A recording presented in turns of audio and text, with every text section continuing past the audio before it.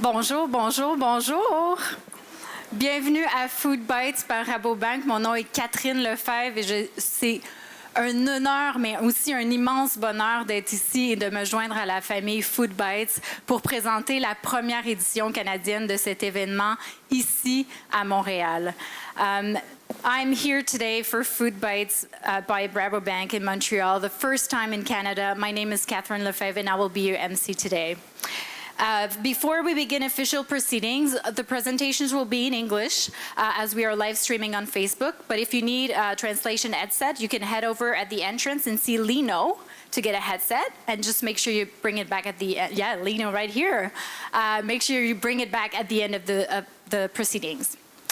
I see a few familiar faces, but I want to know who here is from Montreal. Raise your hand. Oh, lots of Montreal people. Who here is from Canada, not in Montreal?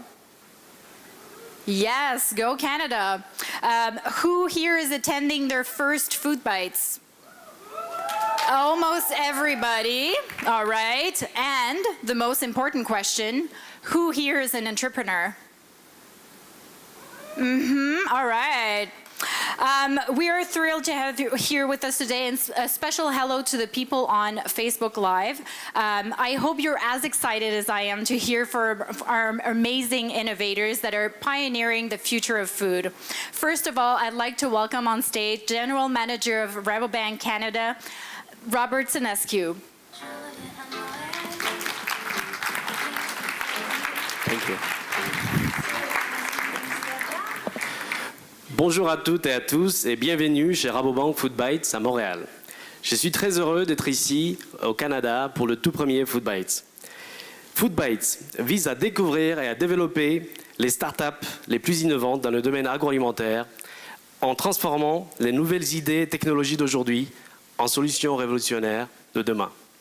Rabobank est un leader mondial dans le financement de l'agriculture et de l'industrie agroalimentaire, avec plus de 120 ans d'expérience. La population mondiale ne cesse de croître, avec des besoins alimentaires qui se diversifient. Et nous aurons d'ici 2050 plus de 9 milliards de personnes à nourrir. Chez Rabobank, nous nous sommes donnés pour mission de bâtir un monde meilleur ensemble et de trouver de nouvelles façons de nourrir le monde de manière plus durable d'ici 2050.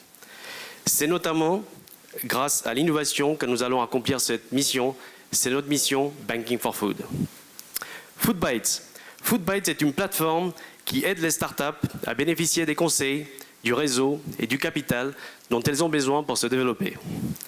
J'aimerais féliciter notre équipe FoodBytes, car à ce jour, nous avons reçu plus de 1250 applications venant de plus de 30 pays, avec plus de 3500 personnes de partout dans le monde. Bravo! Alors, c'est formidable de voir cette salle remplie de gens passionnés.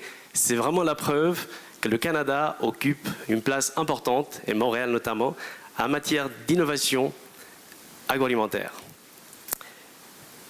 Par le passé, beaucoup de startups innovantes nous ont honorés avec leur présence, et permettez-moi de mentionner quelques noms que notre communauté a soutenus pendant leur croissance. Notre précieux réseau inclut AEO Diagnostics, Nonalcoholic, Flash Food, Nectar Labs et bien d'autres.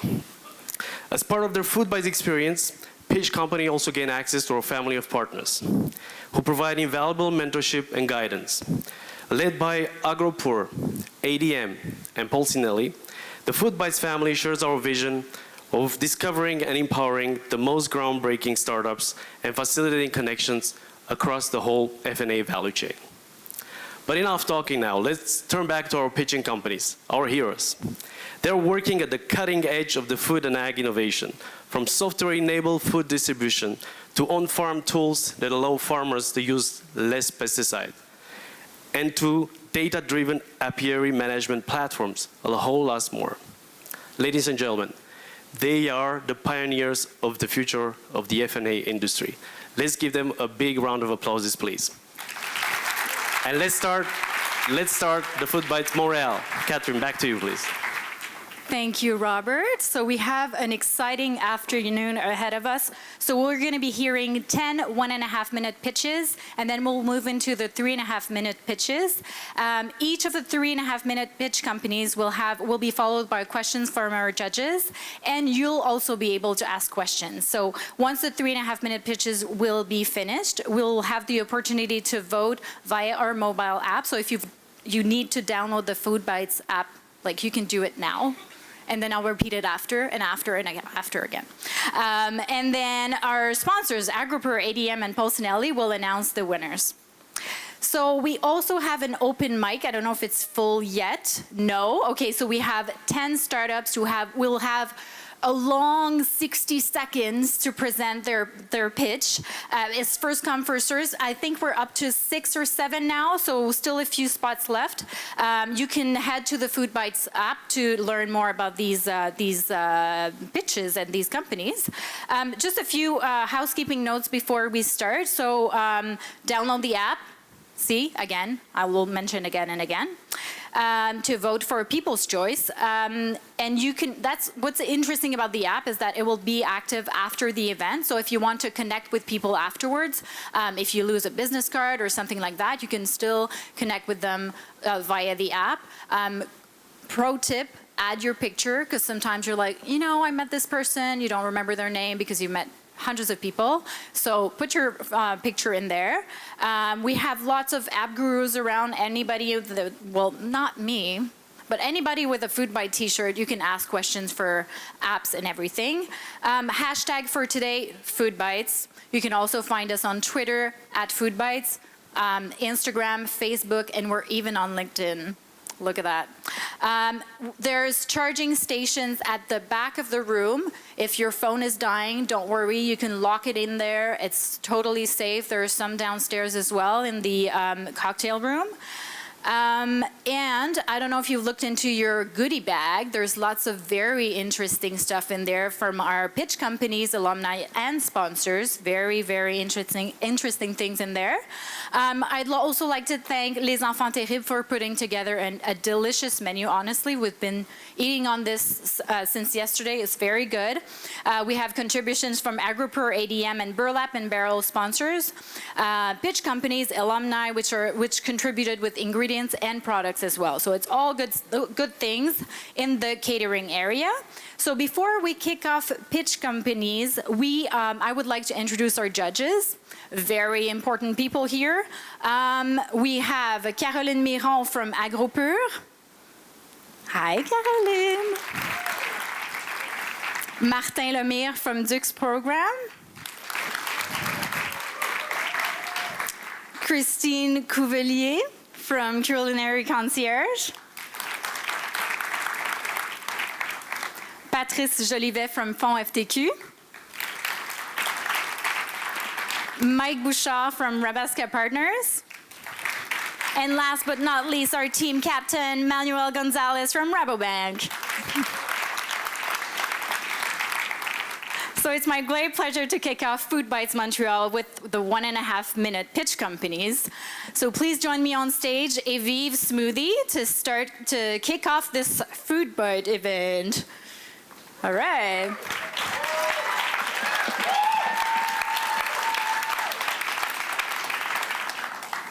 Hi everyone, my name is Dominique and I'm the co-founder of Evive.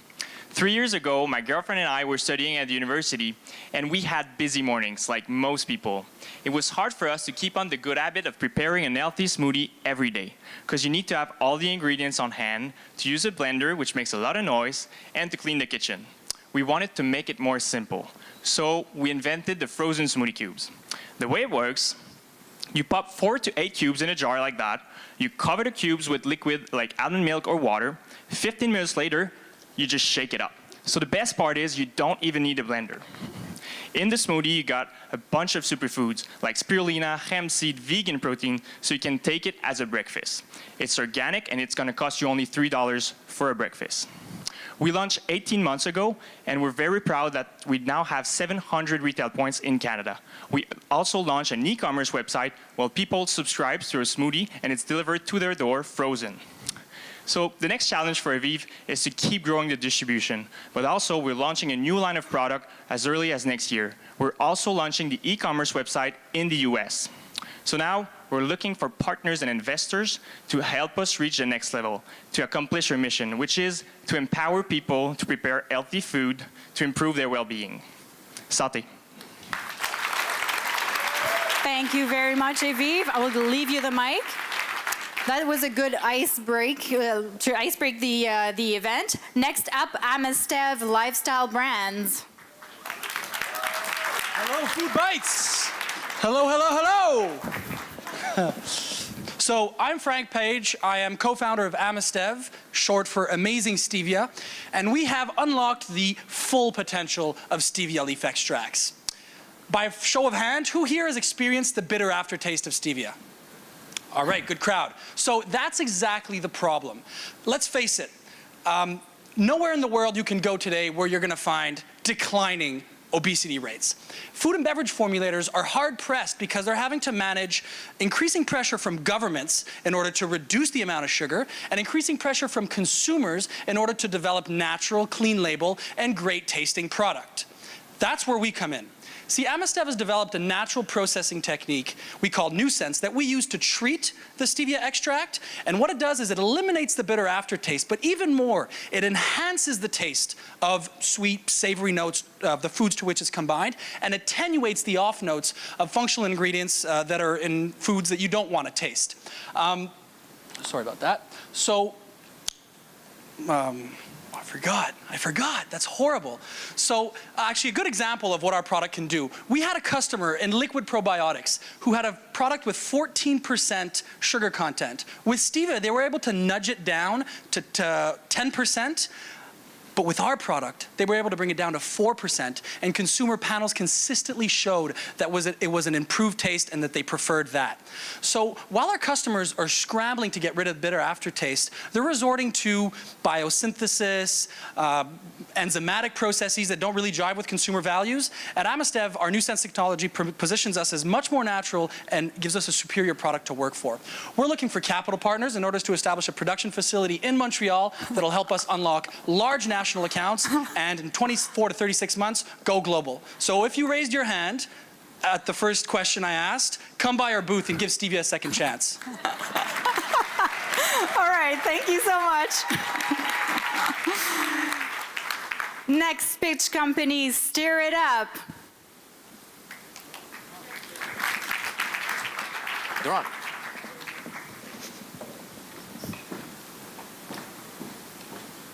Hi, I'm Burmecia, CEO and co-founder of Stiritup. So how do you eat your hummus? Most people eat hummus as a dip with chips. But where is hummus found? Hummus is found in the refrigerated aisle. But wait a minute. Hummus is found in the refrigerated aisle, but it's to be eaten with chips and dips. So logically, it belongs in the chip aisle. We launched Hummustir, which is shelf-stable with a 15-month shelf life, no preservatives, organic, and half the calories. But the best part, the taste. Its authentic taste is like homemade. The inspiration for this product came from my co-founder, Alon Kruvi, who is a 3-generation hummus connoisseur. And what we did is simply, we separated the chickpeas from the tahini. The tahini on the top is shelf-stable by nature, and chickpeas we use something called retort technology, which is used in the baby food industry. Currently, we are in about 4,000 stores today, and a third of our customers today, by the way, have never tried hummus before. So we are expanding the market, and as it's shelf-stable, you can enjoy it anytime, any place, anywhere. So all of you over here have hummus in your bags. Please do stir it up and enjoy the fresh hummus experience. As I would like to know if you would like to work with us to expand the hummus market. Thank you. Thank you very much. You can hand it over here. All right, our fourth startup company, Snacklins. Are you ready? All right.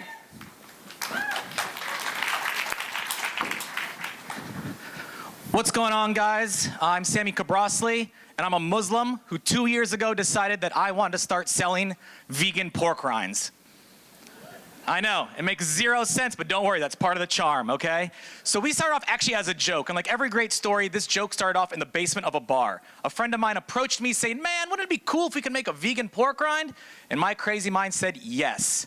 Now, this brings us to Snacklens. We made that pork rind, but we realized that we had something much bigger than a vegan pork rind. We were using fresh mushrooms, organic ingredients, yucca, onions, and we were making a bag of chips that was less than 80 calories for the whole thing. Not some stupid serving size, the whole bag. You can eat the whole bag and not feel guilty. Now we have 3 different flavors, miso ginger, Chesapeake Bay, and barbecue. All are gonna hit all those same points you want in junk food, but they're also gonna miss all the same things that you hate about junk food. Less than 1% of your daily sodium intake, and like we said, all natural fresh ingredients. The best thing about it is too, you don't have to choose between your health or your wealth. With a $1.99 MSRP, you can literally sub in that junk food for a bag of Snacklins and you feel much better. And for all the buyers out there who know, 12 months shelf life is pretty fantastic. Now, to kind of sum this all up, I guess the only thing I can tell you about Snacklins is that we want you to eat the whole bag, okay? Come by my booth later on and I'll give you a bag of chips, and please, I beg, you will love it. Eat the whole bag. Thank you. Thank you very much, Snacklins. All right. Our next pitch company, Sap.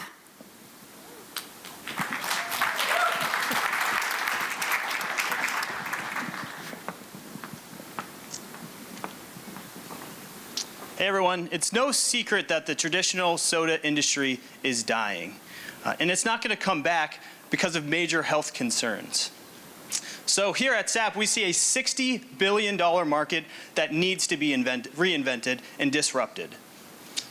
Currently, sparkling waters and other soda alternatives are exploding, and yet the vast majority of these products still have fake flavorings, weird sugar alternatives, are made from demineralized water, and have absolutely no health benefits whatsoever. My name is Chaz Smith, and I'm a co-founder of Sap Beverages, along with my cousin Nikita Salmon. Sap is a line of superfood sparkling beverages made out of maple tree sap and birch tree sap. Our products have way less sugar than normal soft drinks and actually make you healthier when you drink them, which we see as a revolution in this category. Right now, there's just a major market gap between the cheap seltzers out there and expensive health drinks like kombucha. Sap is the affordable and healthy solution to this market gap that we need. Our broader mission at Sap, though, is to create employment in the rural areas of Vermont that desperately need it and create new sources of income for farmers across our state. We've been incubating our business in the Northeast, really around the natural channel. We're off to a really good start. The momentum's building for us. We were just named to the Whole Foods Top 10 Trends list for 2018. We just appeared on Shark Tank, which massively increased our brand awareness. And we're really ready to take the next steps to raise some money and build our brand and bring it to the mainstream. We have some new products coming out that are great and are going to hit all the major points in the market. Please come down and give them a try later. Thank you. Thank you very much. You could just hand it over here. All right. Thank you, Sap. Next up, Pao Cow.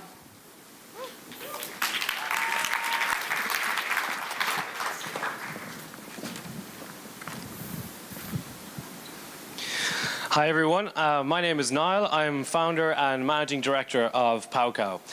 But first and foremost, I'm actually a registered dietitian with a master's in sports and exercise nutrition. And I've worked with professional clients, from athletes to diabetes and weight management clients. And the one thing I found that everybody had in common was everybody loved desserts. And it really frustrated me as a dietitian that there was very little I could recommend to them. So I set myself the challenge of trying to create a healthier version of what was out there on the market. So I'd like to introduce you to Pao Cow.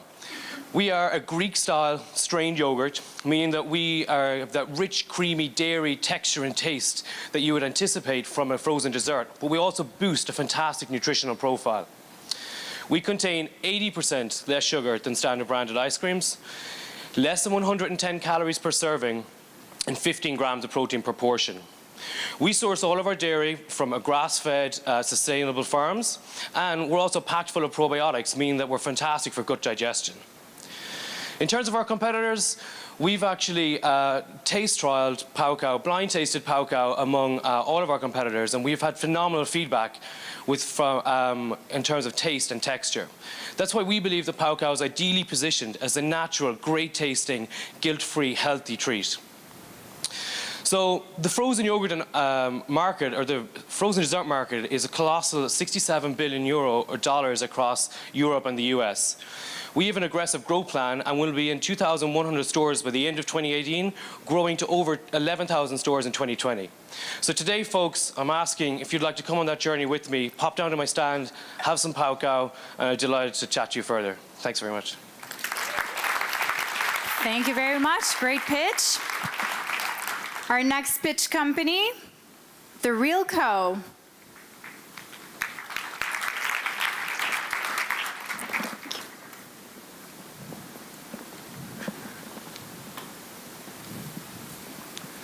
Hello, my name is Bilal Albana, and I'm the CEO of The Real Co. The Real Co was founded by my business partner, Colin Carter, who discovered single-origin coffee in an attempt to counteract his epilepsy medication.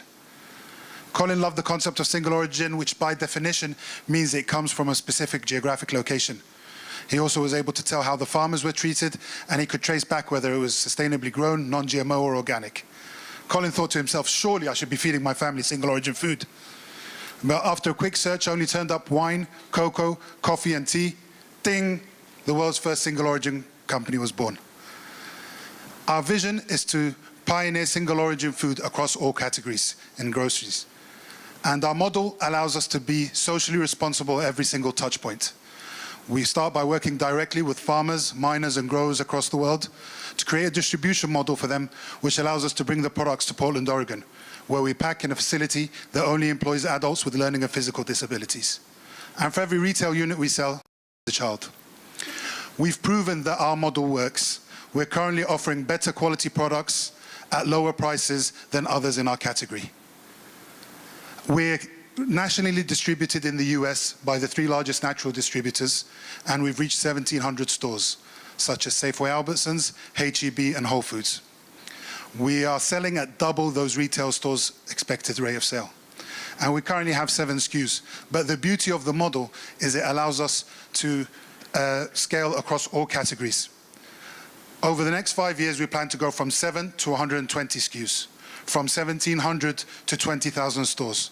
And what we're looking for are strong partners which will help us get there. Please come and see us at our booth. Thank you. Thank you very much, The Real Co.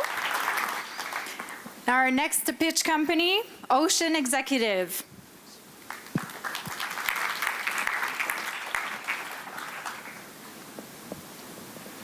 Hello, bonjour. My name is Mike Podreski. I am the founder and CEO of Ocean Executive. I'm going to let you in on a little secret. The seafood supply chain is broken. The industry is super fragmented. There's no traceability. And I know this because I grew up in the aquaculture business, and I know the nuances of the seafood industry. At Ocean Executive, we've built an online marketplace for the seafood industry, the global seafood industry. We streamline the sales and marketing and procurement of seafood.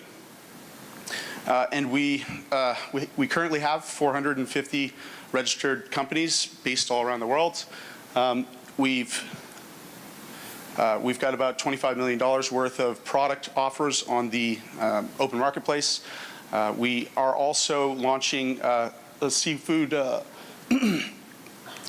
licensing option for any of the seafood companies that are looking to create a sales portal for their seafood company.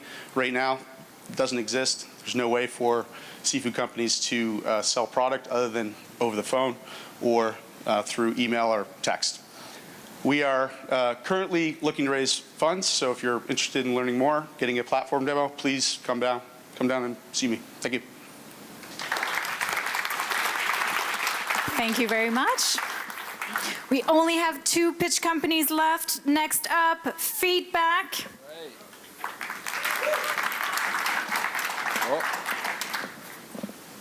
Why is the price of a bagel fresh out of the oven, and seconds before it gets thrown out, exactly the same. We believe it shouldn't be at Feedback, and we are challenging the notion that one price fits all in the restaurant industry by offering time and quantity-specific pricing, which allows us to offer exclusively low prices to all of our customers. Feedback all started when my partner was on exchange in Italy and walked into a pizzeria late one night looking to grab a slice of pizza, and ended up walking out with 3 full pizzas that would have otherwise ended up in the trash. It started as a very simple idea. We would build a platform that would empower restaurants to capitalize on food waste. But we tried it, and it just wasn't enough. So we took a step back and thought bigger. And in the last 6 months, we've partnered with 250 restaurants. We have 25,000 users. We were the #1 trending app in the App Store in Canada. And we've rescued over 11,000 meals from ending up in landfills. And the secret is dynamic pricing, just like the flight and hotel industries. By being able to test pricing throughout the day and understanding the price elasticity of our users, we are able to then turn around and use price as a driver to drive consistent and predictable traffic to the restaurant industry, eliminating food waste and optimizing their bottom lines. We're here today at FoodBytes looking for some constructive criticism, some mentorship, and some capital for our next round of financing. And we want someone to join us on this journey of taking a bite out of food waste. Thank you. Thank you very much. So our last pitch company for the 1.5-minute segment, Natur+L.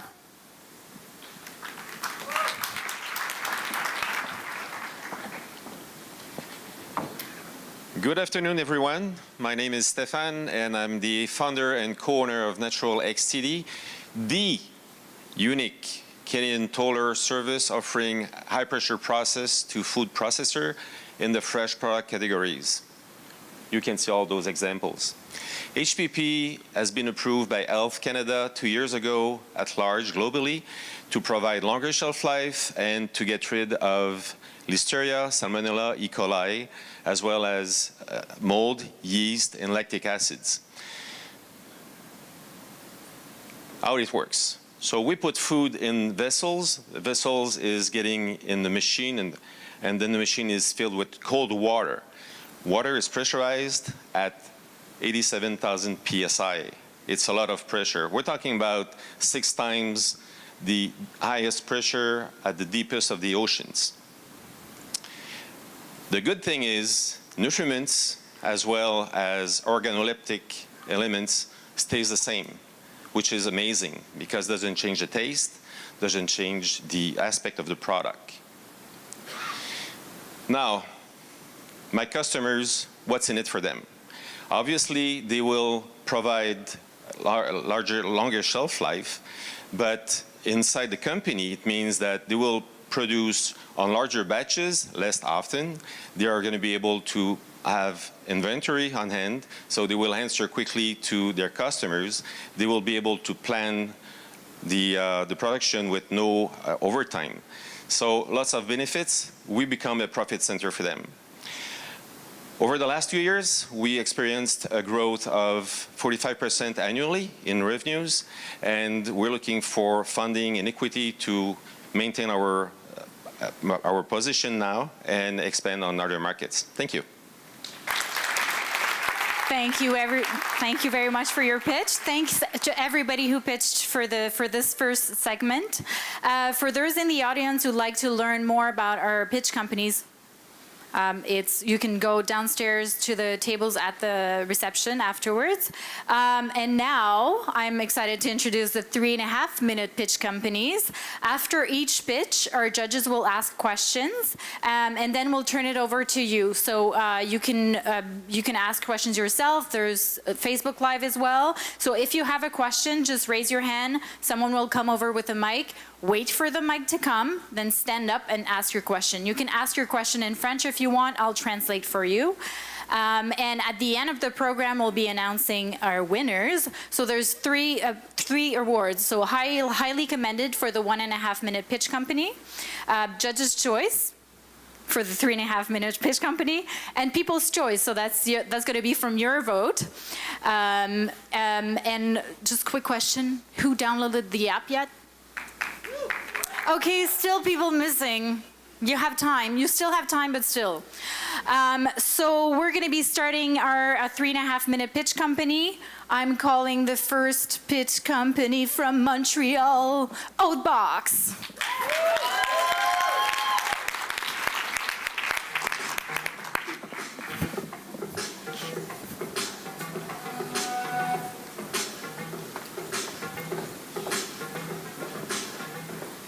Hello, everyone. My name's Sophie from Oatbox. Quick show of hand. Who here eats a healthful breakfast every single morning?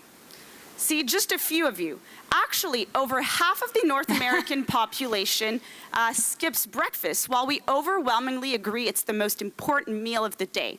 We use only lack of time, lack of product fit. But here at Oatbox, what we want to do is redefine breakfast with healthful and delicious products to reshape your morning habits.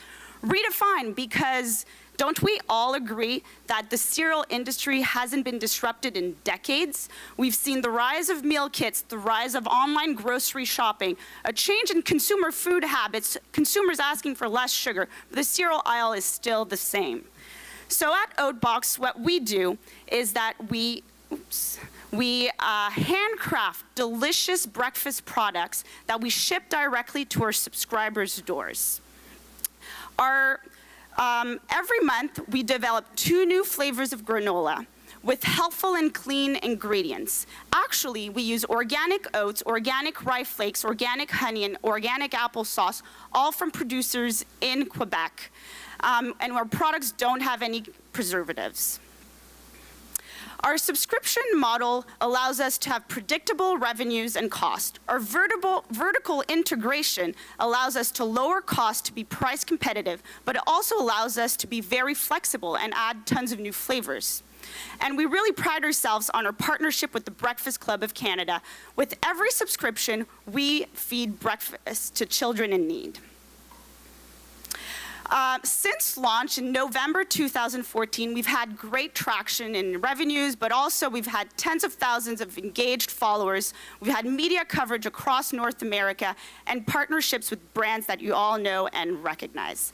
This has led us to raise a seed round of financing of $1.5 million last year with 3 objectives in mind. The first one, to expand to new markets. We're actually now shipping across North America thanks to investments in marketing. 2, to increase our product offering. We now have vegan breakfast bars, single-serving oatmeal pouches, and steel-cut oats, as well as a line of coffee. This has allowed us to increase our basket size by 15% and reduce our churn rate as well. And third of all, we expanded into different distribution channels. So 8 months ago, we developed a new business line called Oatbox for Business. It's for businesses that want to offer breakfast to their employees. Google instigated the movement with free food at the office. They have seen great, it amplifies productivity, improves company culture, and enhances employee happiness. We're actually doing the same thing where we actually ship wholesale size granola bags to companies in a custom little distributor, as you can see on this photo. We're now in 50 companies across Montreal and Toronto, this in just little as 6 months, and in companies that you all know and recognize as well. We're here at FoodBytes, and it's such an honor to be here. We're looking actually to hire, to build further our marketing team, to raise additional funds since we'll be raising our Series A, and also to collaborate with like-minded companies that want to further our mission. So this is only the beginning for Oatbox, and we hope that you'll be with us for the ride. Thank you very much.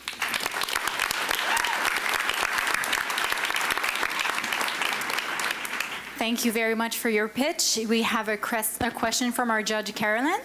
Hi, Sophie. First of all, welcome to FoodBytes and great job. You did a great pitch. Thank you. I was curious to know more about your the lifetime value of your consumer. Can you talk to us about it? What's your repeat rate? How long does a consumer stay with Oatbox? Yeah, definitely. So we're very lucky. Our customers stay with us on average more than 10 months, which is a great number. If we look at the subscription industry, so companies that you know, like Birchbox, for example, the average lifetime there is 6 months, actually.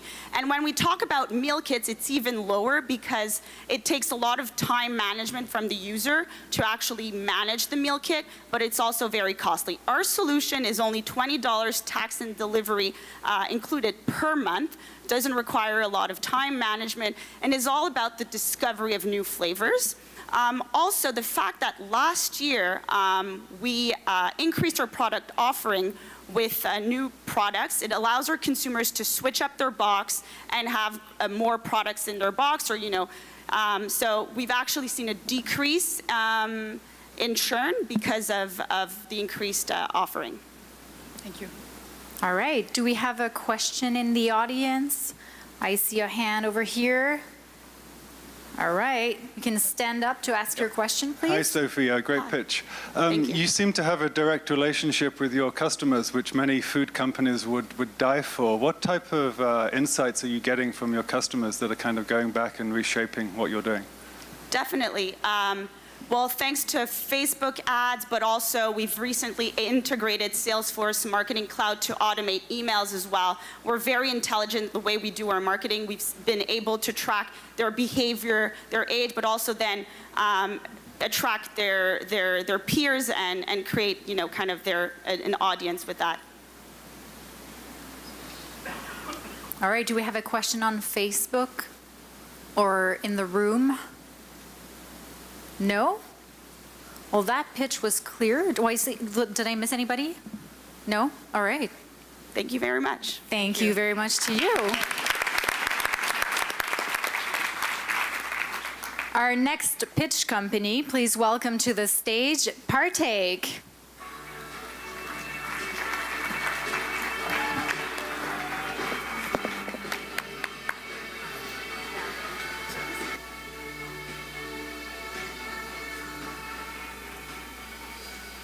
Hi everybody, my name's Ted Fleming. I'm the founder of Partake Brewing. At Partake Brewing, we make craft beer, but what makes us really unique is we only make non-alcoholic craft beer. Now, the story behind Partake Brewing is tied to my own personal story. About 10 years ago, I was diagnosed with Crohn's disease, and one of the results of that was I made a decision to give up alcohol. But I really missed my beer. I missed the taste of it and discovering new beers. But more than that, I missed the social connection that comes with sharing a drink and socializing over beer. So I bravely decided to try non-alcoholic beer.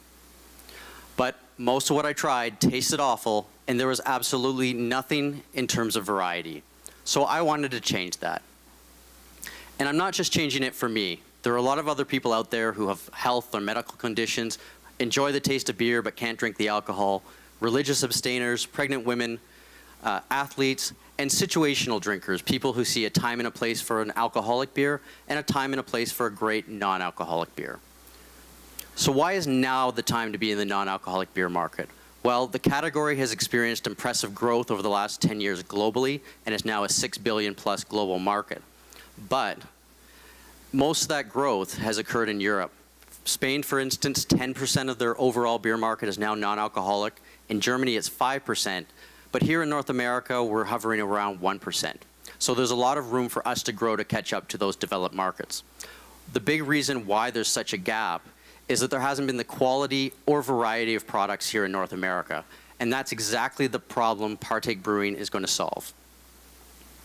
Our first product was launched on a crowdfunding campaign last year. It was an India Pale Ale in style, made with all natural ingredients, and coming in at an incredibly low 10 calories per can. It's made with our own proprietary brewing process, and we most recently won Best Beverage at the 2018 Grocery and Specialty Food West Show.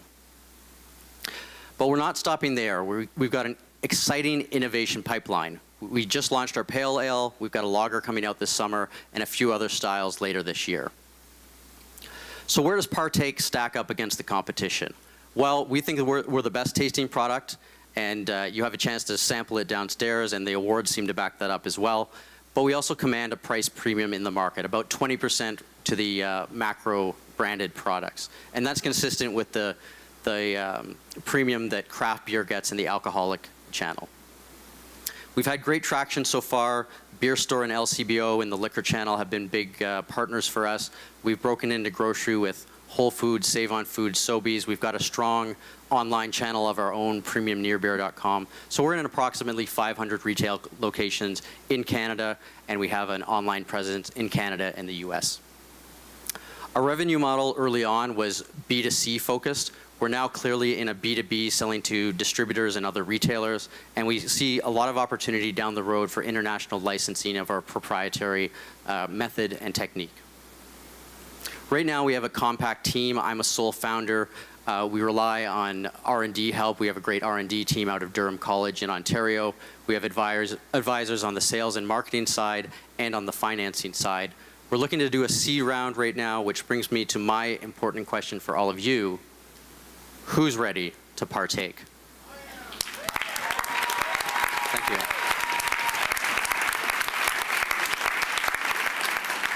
Thank you very much. We have a question from Martin.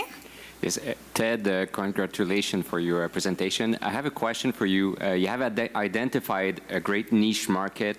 At the stage of your development, what is the next step for you to really get on the highway with your company?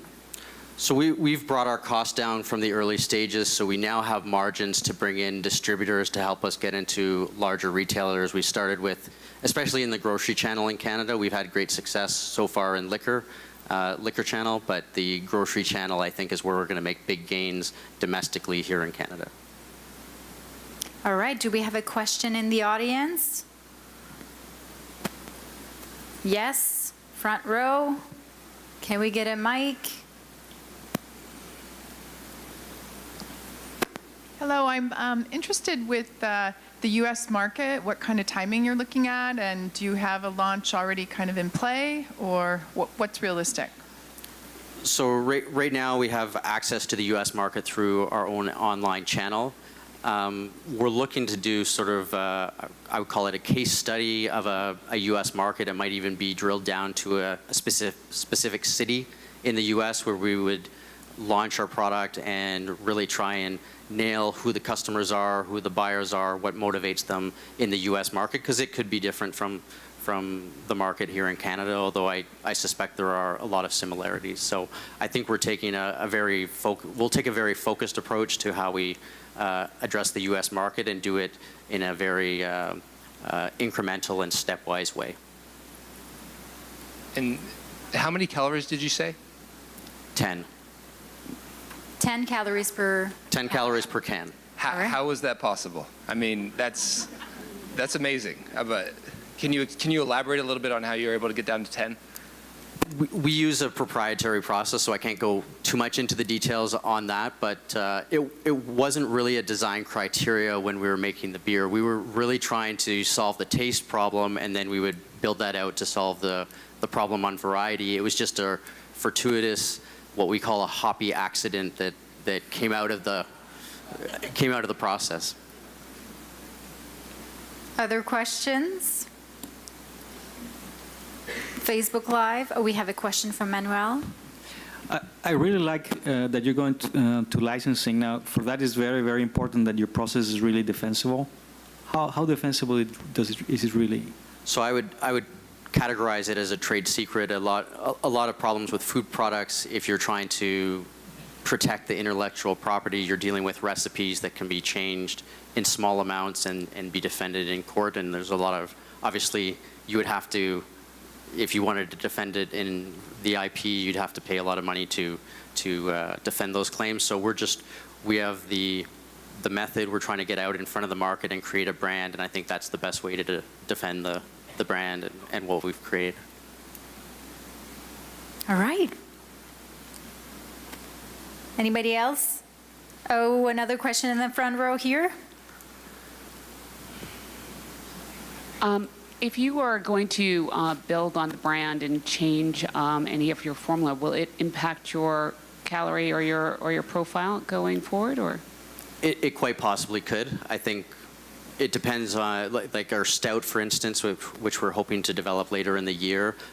My gut instinct says that that could be a departure, but I don't think it would be a huge departure from where we're at. So I think if we can get below 50 calories a can on other products, I think that's still a pretty good place to be in. I see a hand over there. Yes. Hi, Ted. I'm curious to know, do you see any like viability or opportunity in like keg style on the tap distribution in bars? Could that be at all a potential? I don't know. I think so. You see that type of penetration in Europe. You can go to a lot of bars there that will have a non-alcoholic beer on tap. So as we grow and as a market and reach sort of where those European countries are, I think you'll start to see that happening here in North America. All right. So unfortunately, we don't have time for more questions. Thank you very much, Ted. Thank you, everybody. Great presentation. So our third pitch company, welcome to the stage, Here.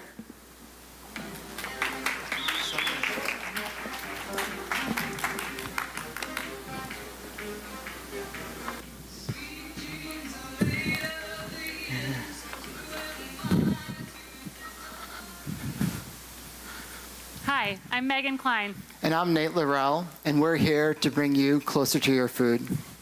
Local is one of the fastest growing categories in the food industry today because local is connecting us with our food. And for us, that means connecting people to the regional farmer, developing fresh, healthy products, and investing in our local communities.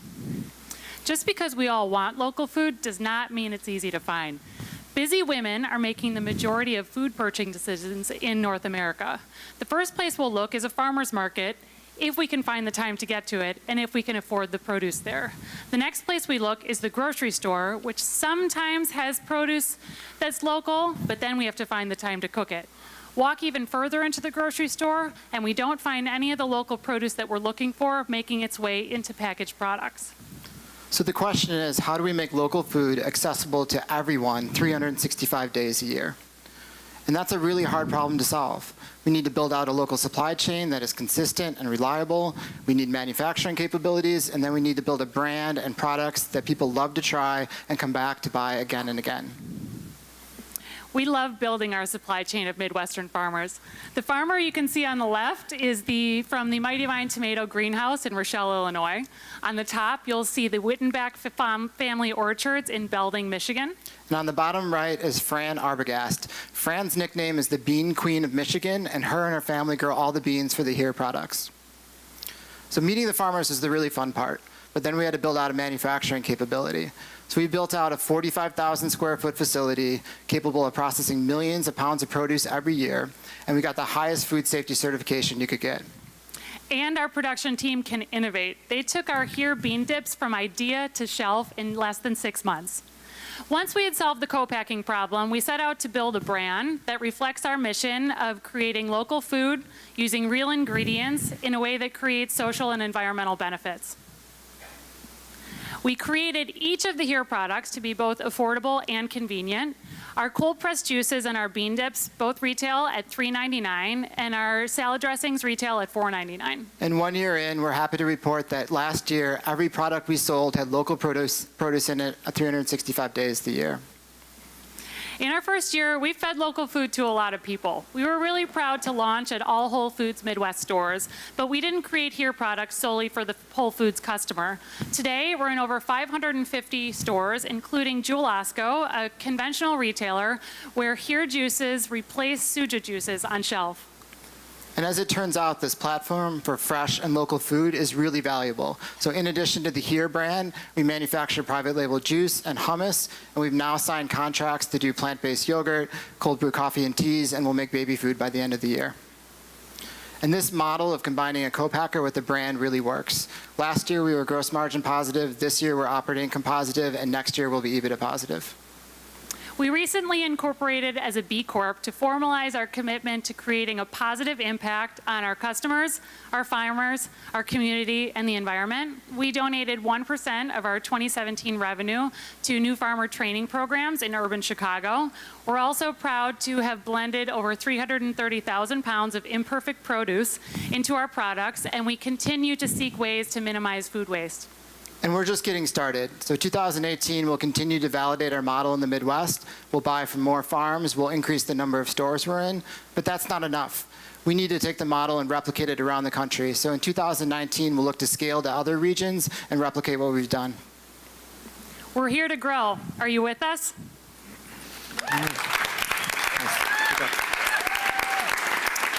Thank you very much. So we have a question from Patrice.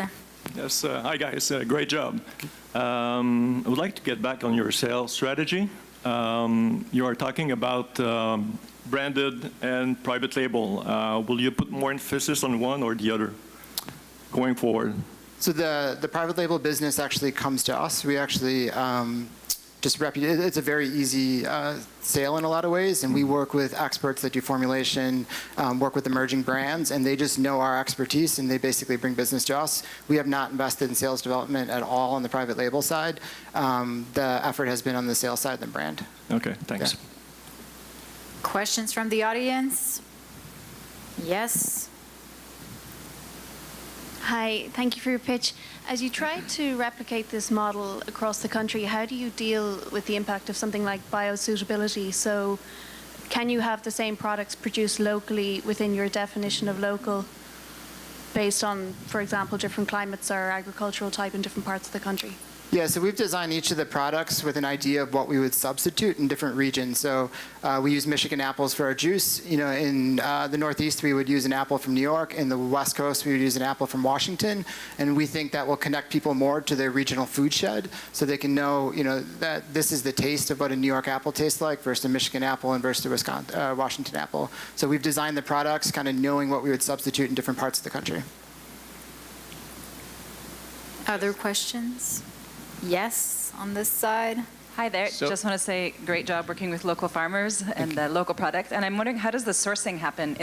Do you build the relationships yourself? Do you have relationships with local distributors? How are you building these relationships with local producers, and how does that work? It's a little of both. So Megan and I actually spent the summer, and we'll go out and visit a lot of these farmers and build relationships with them. And what's absolutely fascinating is, in every case, we have been the first brand ever to show up on their farm. Most of them sell to a distributor. They don't know where their product goes, and we get to come there, bring our products, show them where their produce goes, and starts to build that relationship. Now, many of them are small farms, and because of that, we have to buy their product through a distributor, but we'll work to identify them, and then if we have to use a distributor for transportation, we will. So what is the, I guess back here, what's the distance we're talking about when we say local? How far can you go before you're no longer local? Yeah, so we think of it as regions. So that little map that kind of had the color states, we take a states-based approach, and in the U.S. we think of that as the Midwest, the Northeast, the South, and the West. And what we have found is people identify with states. So if you drink, if you have a Michigan apple in Illinois, or if you have a Wisconsin mushroom in Minnesota, those consumers relate to that and identify it, and we've stayed away from a hard definition of distance. There's a question here. What's the shelf life of your products? Sure. The shelf life on the cold pressed juices and the bean dips is about 60 days, and on the salad dressings, it's 6 months. Other questions? Facebook Live. Woman in the front. Could you be a little more specific about your growth? You know, what are you actually tracking at, and then what are you forecasting? Yeah, so we have doubled in the last 12 months, and we will double again. We're on about a $6 million run rate right now as of last month, and we expect that to be 12 basically by the end of the year. Yeah. All right. Good job, guys. Cool. Thank you. Thank you very much. Cool. Our next pitch company, welcome to the stage, Klove.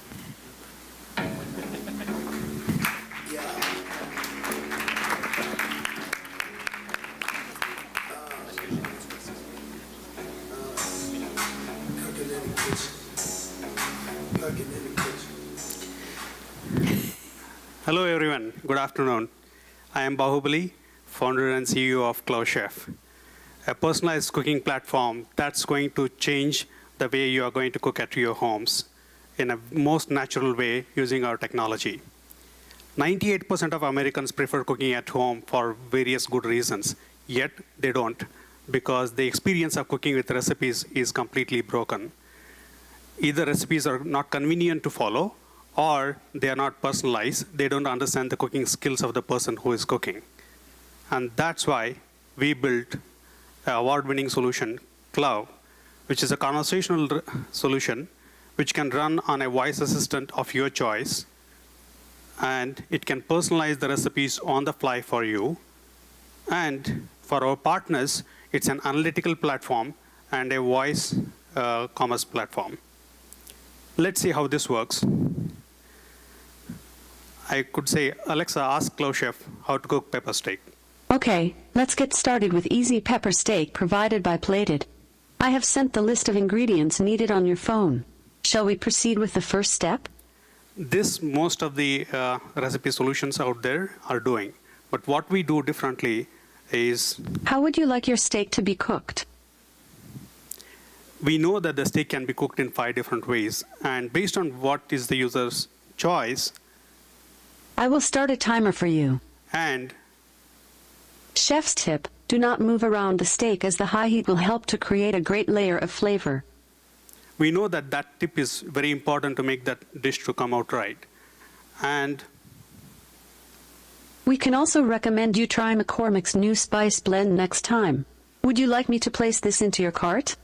That's the glimpse of how the voice commerce works.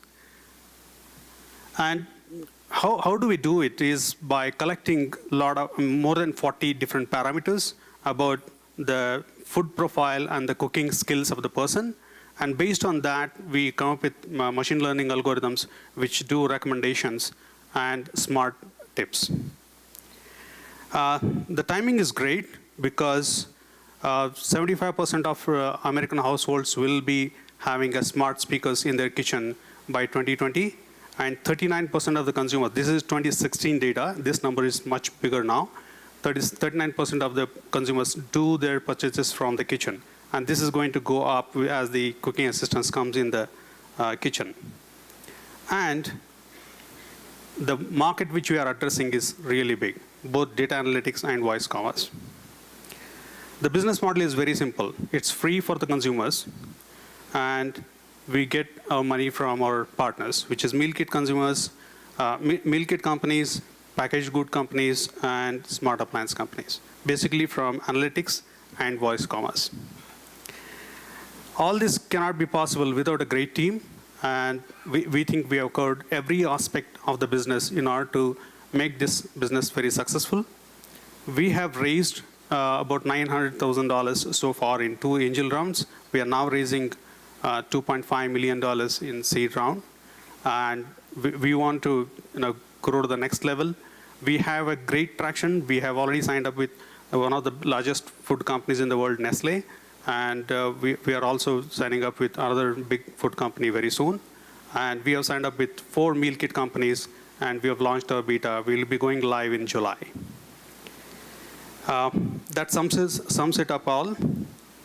And if you think you have a CPG company or meal kit company or anyone who can partner with us, or if you want to invest with us and bring back the home cooking in the most natural way to a healthy and sustainable lifestyle, come and talk to us. Thank you very much. We have a question from Christine. Thank you. Thank you for sharing your innovation with FoodBytes.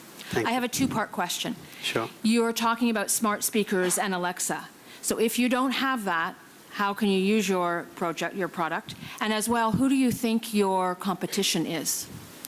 So 2 parts of the question. The first part is that, yes, we are relying on the smart speakers. The reason is we can run this solution on the apps as well, on the mobile devices, but the experience will not be the same because you want to be able to stand 5 feet or 10 feet or 20 feet apart and be able to cook with just voice. And that experience can come if only the hardware is good. And that's why we are relying on the smart speakers. And since the smart speakers are growing in number, we don't see that as a deterrent for us. Second part, there are quite a bit of competition in the cooking guiding space, but most of our competition is focused on connected cooking, smart kitchen appliances, which is going to be 3 years or 5 years down the line mainstream. But we are mainstream today. Thank you. Thank you.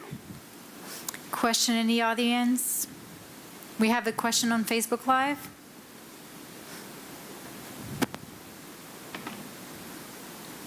We have a question from the Facebook Live. Can you please expand on the relationship with Nestle? Yeah, we have been awarded by Nestle as the next big thing last year. And after that, we have been working with them in this test kitchen. We have tested certain recipes with them already. And post-beta, we will be going live with them. It's basically running Nestle's certain products with their recipes.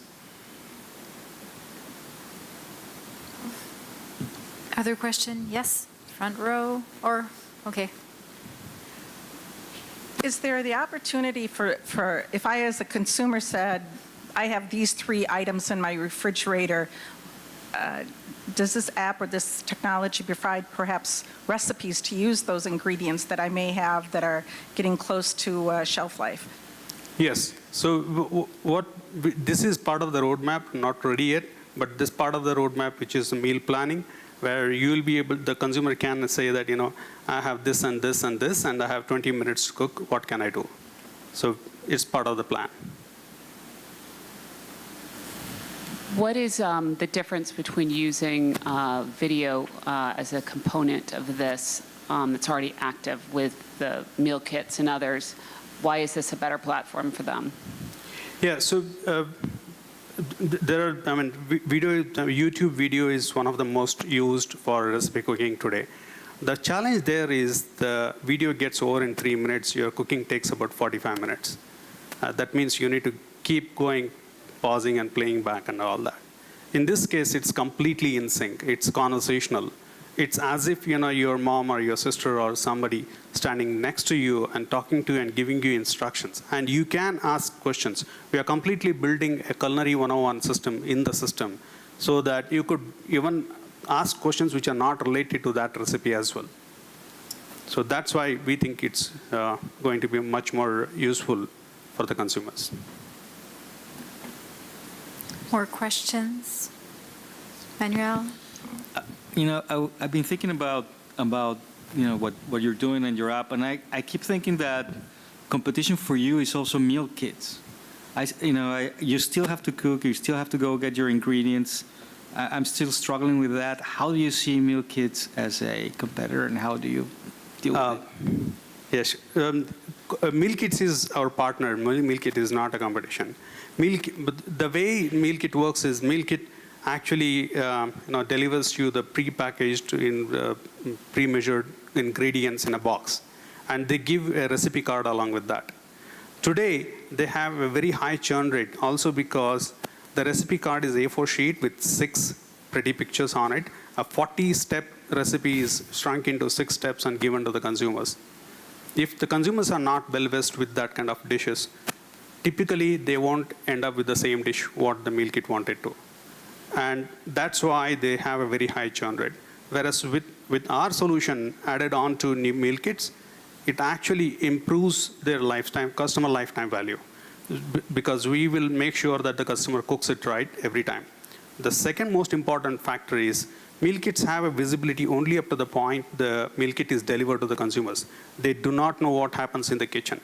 With our solutions, we are able to give them feedback as how long they took it to cook, what was the most difficult step for them, what ingredients did they change, if at all they changed, and what happened during cooking, and what was the feedback. Everything happens in real time. With our partners, we are giving an analytical dashboard where they can see this feedback in real time. So meal kits are our partners. Thank you very much. Thank you. That's all the time we have for questions. Very interesting pitch. Yes. again, people, if you have more questions, you can always go and see them downstairs after the event. Thank you very much. Our next pitch company, please welcome to the stage, SmartCatch.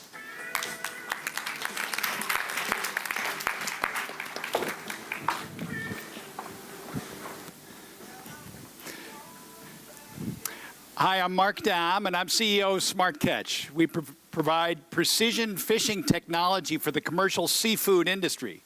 My story, I came to California as an Air Force officer, got involved with some of the startups in the go-go years, also spent some time at Cisco Systems, but I'm a lifetime mariner, and I spent over 100 days at sea, so I have a real affinity for challenges in the ocean and the seafood.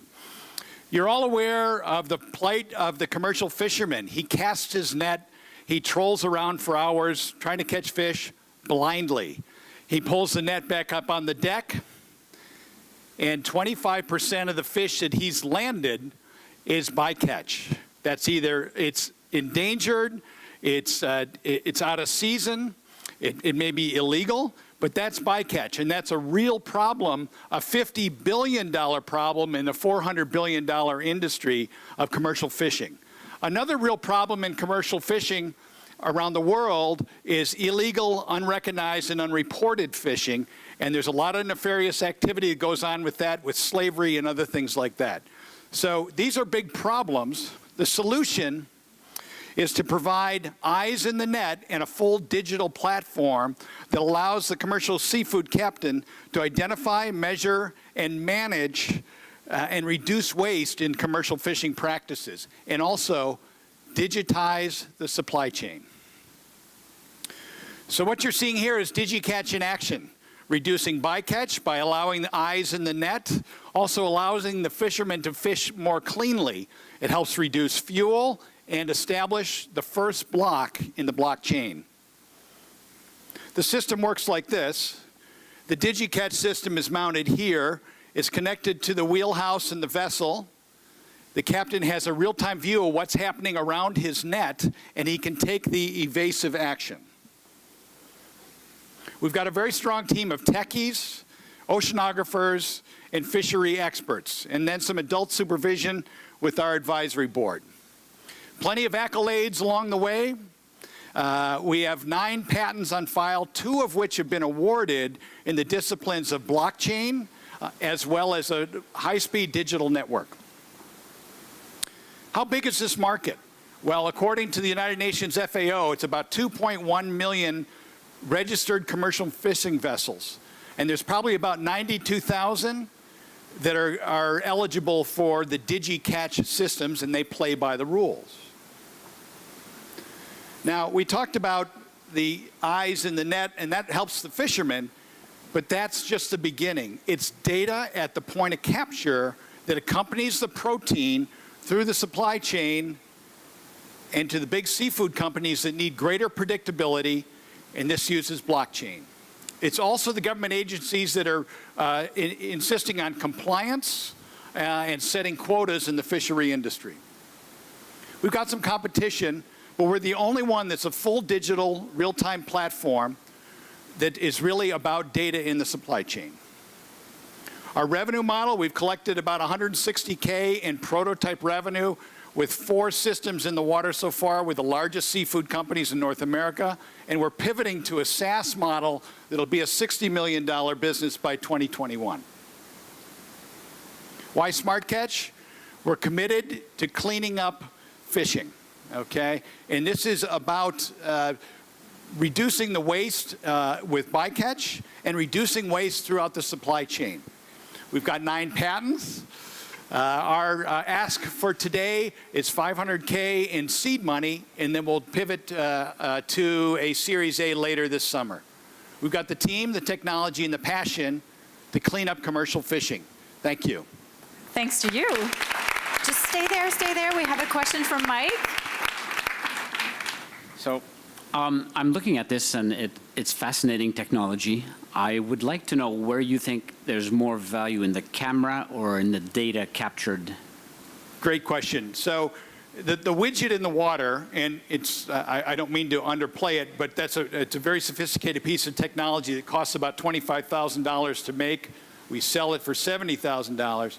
That's very valuable to the fisherman to reduce his bycatch and keep him operationally good. But the value over the long haul and the scalability of this company is really about the data, because there's additional data products, and you can fuse the data with other environmental information, oceanographic information. So we bet on the data on the long haul.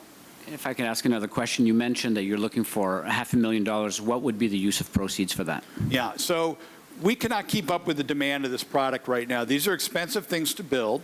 And if I could build 20 of these today, I would do it and put them on the major commercial fishing vessels. So go straight into product. We don't need to invest in sales right now. Thank you very much, Mike. Question in the audience on Facebook Live. Yeah.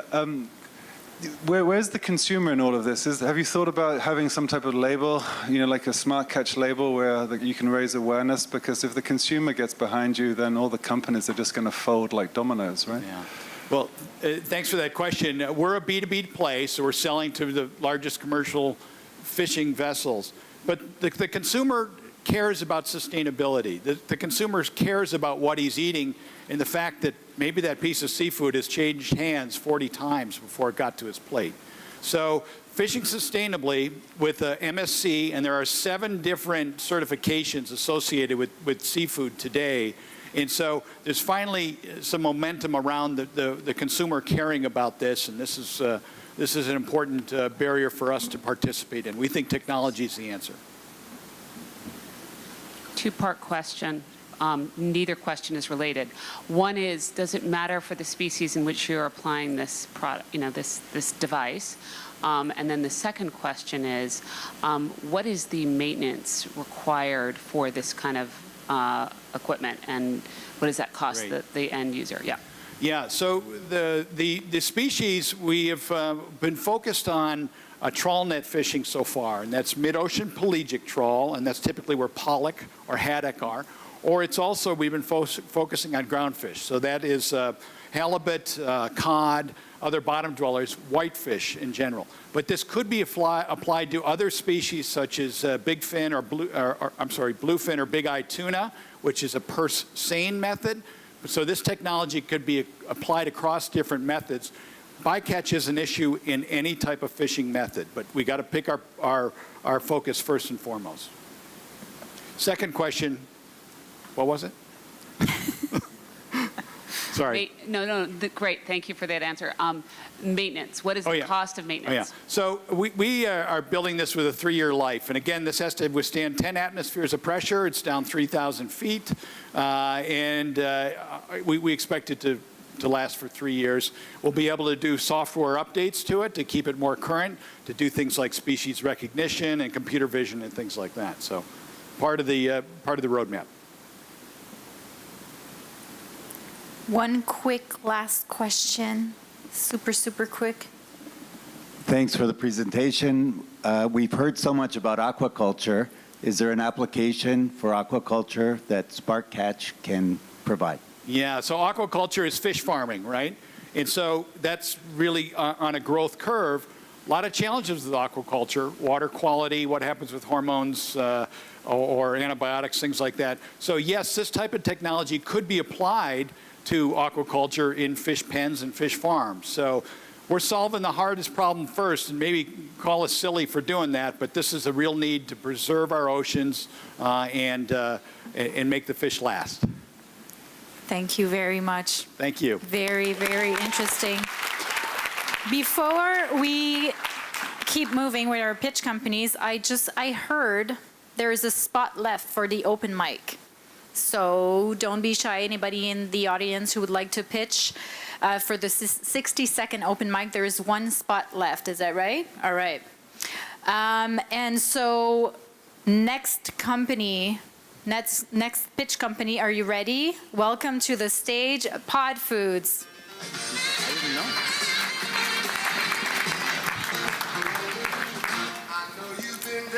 Hello, my name is Larissa Russell, and I am the CEO and co-founder of Pod Foods. the B2B food distributor for emerging and local food brands.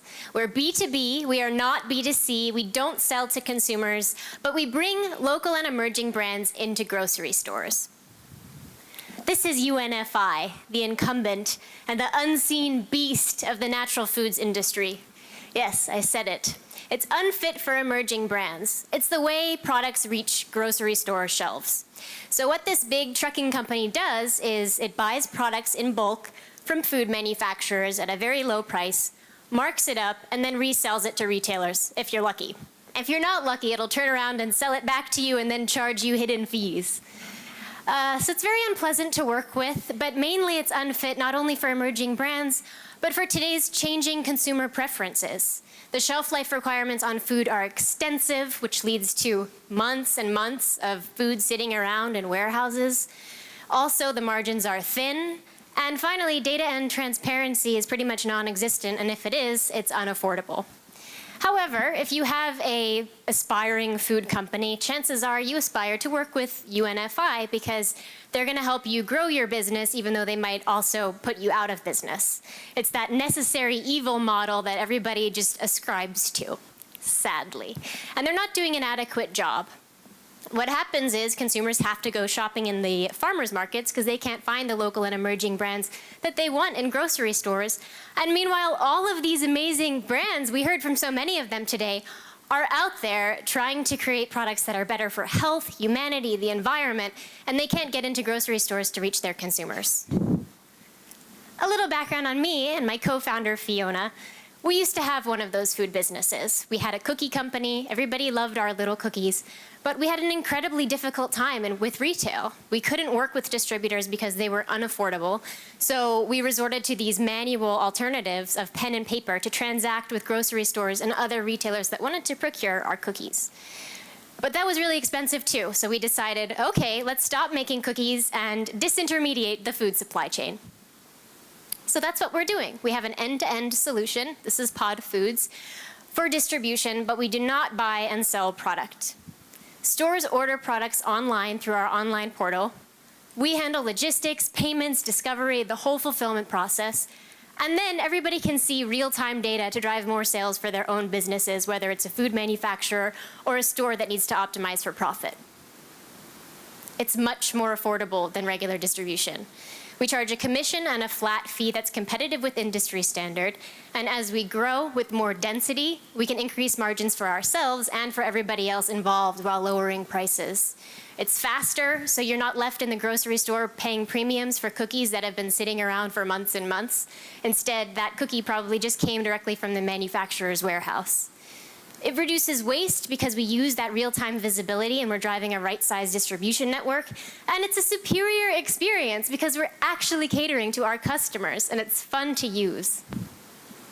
We're growing quickly. We launched last fall. This is September, this is April.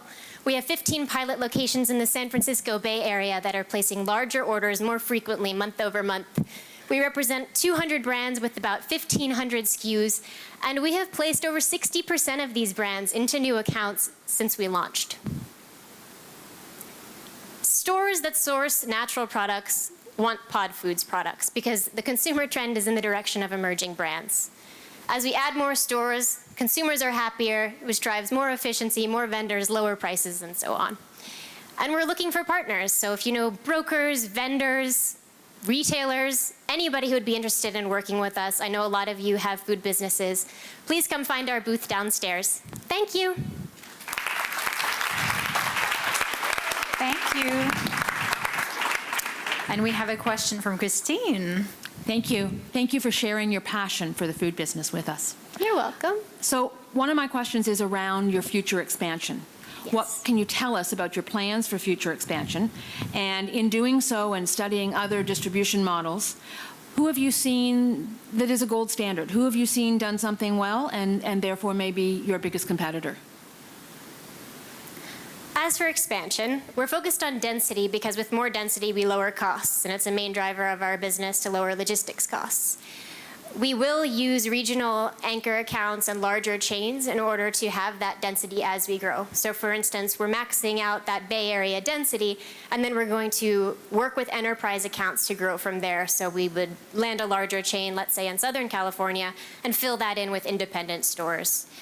I don't think that there has been a distributor that we want to emulate. The distributors of the past were set up for different consumer preferences. Actually, it was designed for World War II when people needed to distribute Spam. We're not distributing Spam anymore, we're distributing fresh food. And now we have all of these technology enablers that are making it possible, like the internet. So we're coming out here and we're creating a brand new way of distribution that we haven't seen. I think that fulfillment by Amazon is similar with the way they consign products so that we don't have to buy and resell, but this is much more affordable than that as well. Thank you. Catch questions from the audience? Yes. Hi. Sorry. Yeah, so this is a huge problem for us. You mentioned fulfillment by Amazon. So FBA, you said you're much more affordable. We've started exploring that option and started fulfilling to businesses via FBA. And then there's systems like RangeMe for product discovery, et cetera. So like, what is the, why should I use you and not those systems? You mentioned cost. Could you elaborate? Yeah, cost is really affordable compared to regular regional distribution. So our lowest tier would be 18% for you plus $29 a month. And then as you grow your business, you pay a lower percentage fee and a higher flat fee per month. But there are so many different services. I mean, for instance, RangeMe, it's great. You get discovered. But what happens after that? Well, you have to go work with UNFI or KeHE or any of those distributors that your person wants you to work with. With us, it's all in one. You get discovered because they're online placing orders for their store every day.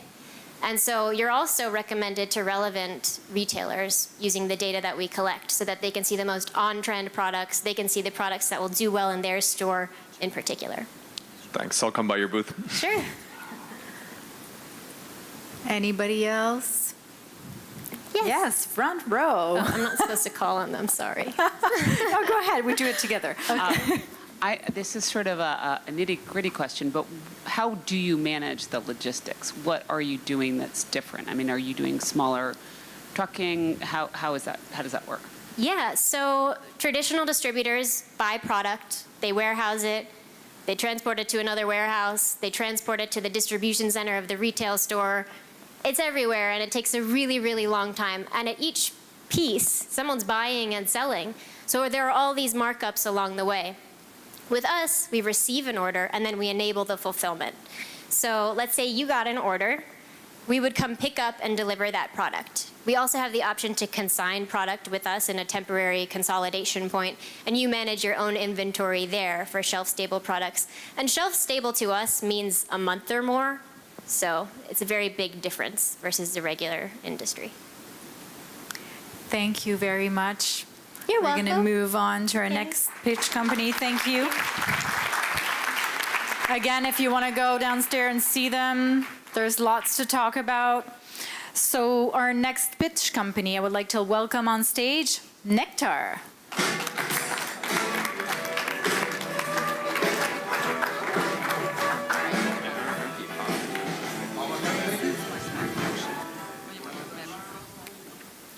Hi everyone, my name is Mark. I'm one of Nectar's founder and one of our beekeepers. And at Nectar, we give honeybees a voice. So coming here today, you probably heard that honeybees are dying. And if not, I'm telling you right now. Every year, we lose about 40% of our bees because of pesticides, parasites, and diseases. And everyone in the audience should care, since almost a third of the food we grow depends on pollination. But you know who cares even more about bees dying? The beekeepers. They represent a $20 billion industry in charge of honey production and pollinating crops like almonds, canola, and apples by renting and placing their hives in fields. Now, unfortunately, beekeepers are struggling to keep their bees alive. To get an idea of what's going on inside their hives, they have to physically go to every single one of them and open them up to look inside.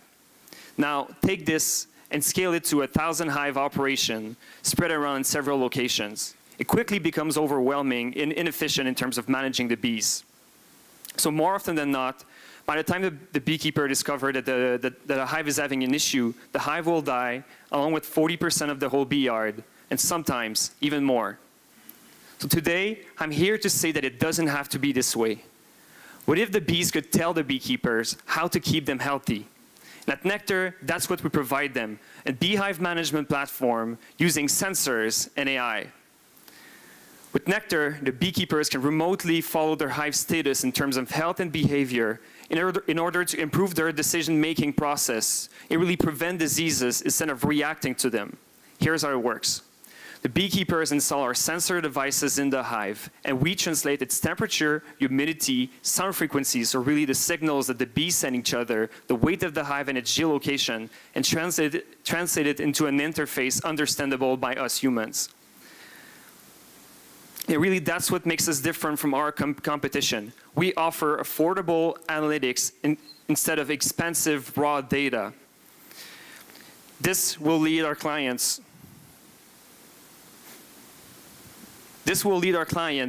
to have a more profitable apiary. And because this is what has value for them, this is how we've built our revenue model. We offer 3 different plans with with a choice of 1, 2, or 3 analytic packages in order to really follow specific places in the hive that are crucial for beekeepers.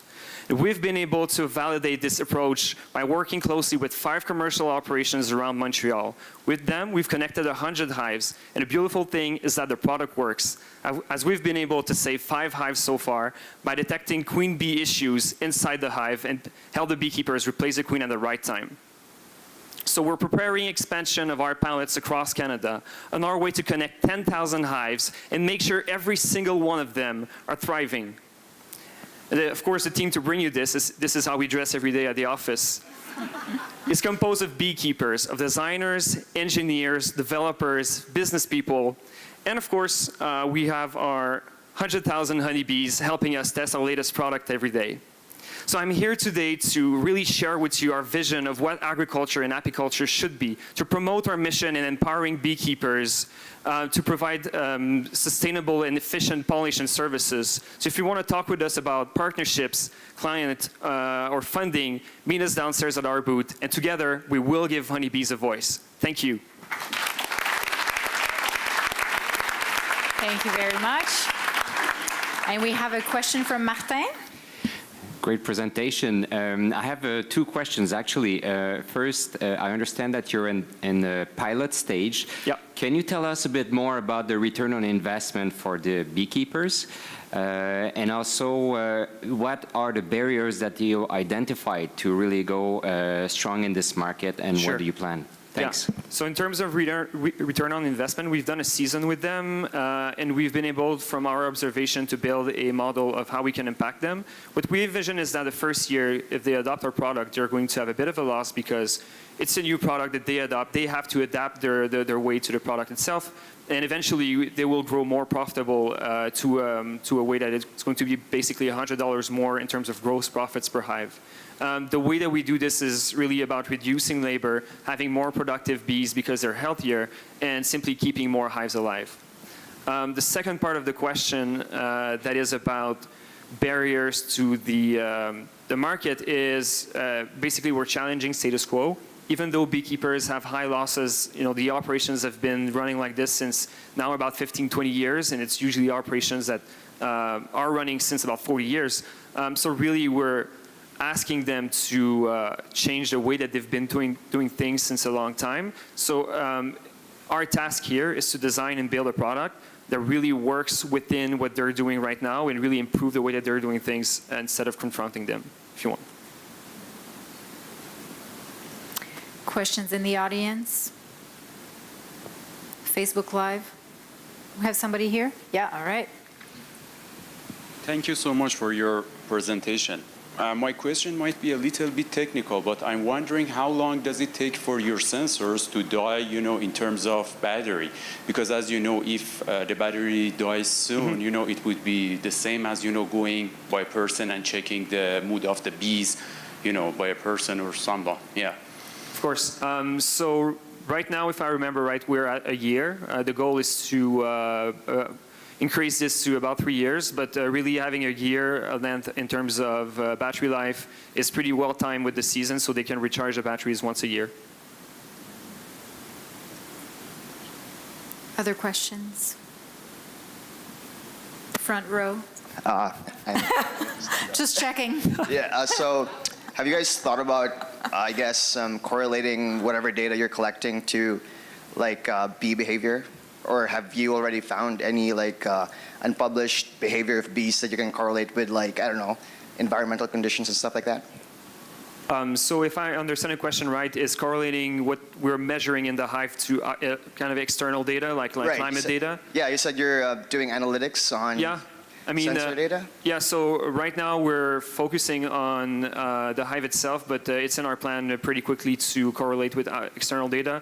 So we're talking about climate data, for example, but also data from other partners that are present in the field, like people, smart farming platform, and so on and so forth.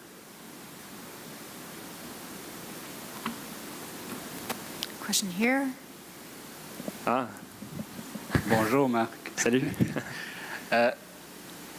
First of all, I want to say that your product to me is genial. But I also want to mention the pollination part, which you did not address much other than saying that 1/3 of our food growing in fields is impacted. But could you address that? Sure. A few seconds? And thanks for the opportunity for me to talk a bit more about this. So we are focused on bringing a great product for beekeepers, but we have to also be mindful about the fact that beekeepers are really central to this whole pollination thing. So what we've discovered along the way, and it's been asked to us by farmers, but also have been asked to us by beekeepers, is that basically what we're building will really be helpful for farmers to know how the bees are performing in their field when they're renting them. So for example, if I'm a blueberry producer and I rent 1,000 hives, right now I have no ideas on how the bees are performing in my field and how it's going to impact my yield. So what we can provide them is a way to not only know are the bees in there really doing their job, but also how is this going to be able to impact my yield afterward, and then make predictions with them. So I can't say specific names, but we're working with different groups on running pilots specifically regarding this. All right, we're like super short on questions. It has to be like super, super quick. Is it a quick question? Yeah, all right. So you've beta tested with just 100 hives, yeah. And candidly, that seems small. So could you help reassure us by letting us know how many hives you have in the pipeline for further testing? Sure. Depending on the different research programs, we have anywhere between 50 hives to 400 hives per research program. It is true that 100 was, I mean, it's a good start. It's still a pretty small sample still. So we're looking to quickly expand this, and by running more and more pilots with research programs, but also with clients moving forward. All right. Thank you very much. Moving on. Please welcome our next pitch company. Welcome to the stage, Impactful Health Research and Development.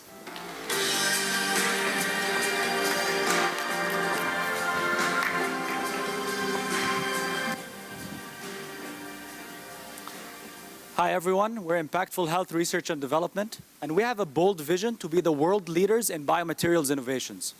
So what is the problem? Fish is one of the healthiest sources of protein for you. However, it's highly perishable. As a matter of fact, 10 to 16 million tons of fish are wasted globally every single year. You want to imagine what that looks like? That's 4,500 Olympic-sized swimming pools filled with rotting fish. The current packaging in the market does not offer anything in order to extend the shelf life of fish. And this is what we're looking to disrupt. Our solution is what we call an active packaging, which is a solution that will prolong the shelf life of fish by 15 to 30%. The way we do this is by adding antibacterial properties to the packaging in order to reduce bacterial spoilage, as well as control the water content of the fish in order to maintain its texture.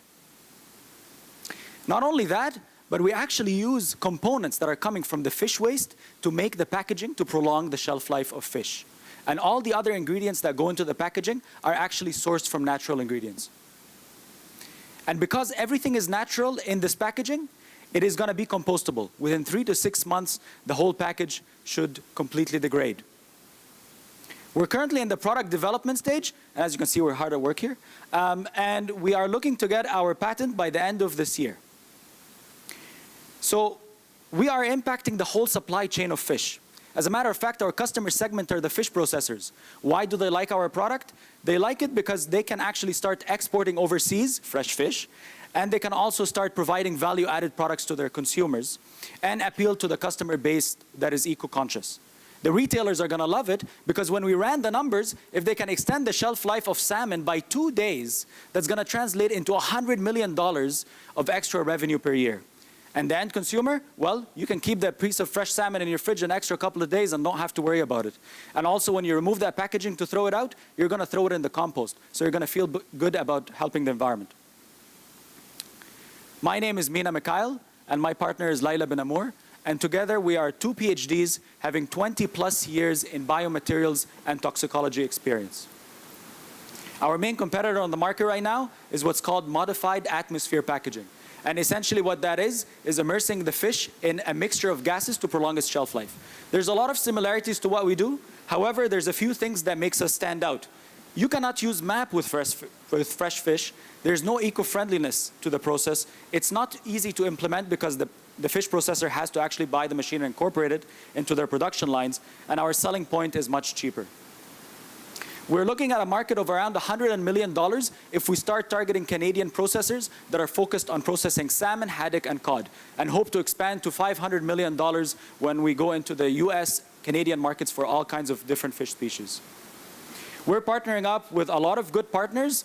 As you can see here, D3, which are representing here. And we also got some funding opportunities. And we are partnering up with Etega, which is a tech transfer office, to help us bring our product into the market. Not only that, but we've already had letters of interest from 2 of the biggest fish processors in North America that they have a combined $4 billion of global revenue per year. We're not going to stop at fish. We're going to move into the meat and the poultry and even in the fresh fruits and vegetables markets.